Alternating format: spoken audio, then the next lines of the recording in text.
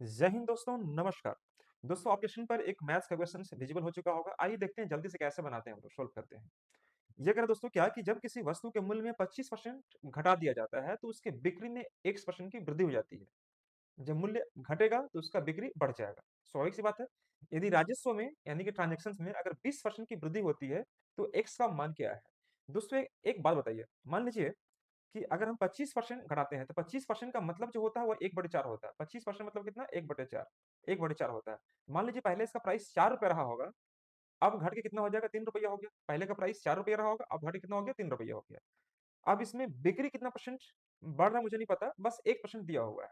आप यहाँ पर समझिएगा। ये कह रहा है क्या कि उसके राजस्व में यानी कि ट्रांजैक्शंस में 20% की वृद्धि होती है।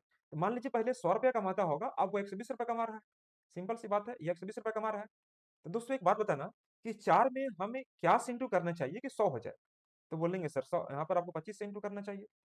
3 में उसी प्रकार से मुझे क्या से इंटू करना चाहिए कि 120 हो जाए? तो सर बोलेंगे 40 में इंटू कर दीजिए। बिल्कुल।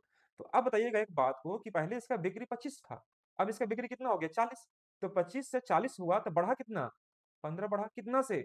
25 से। तो दोस्तों 100 से कितना? तो दोस्तों 25 चौके 100 और 15 चौके 60। हम कह सकते हैं इसका आंसर क्या आ जाएगा? 60% इज द करेक्ट आंसर। ठीक है दोस्तों, थैंक यू।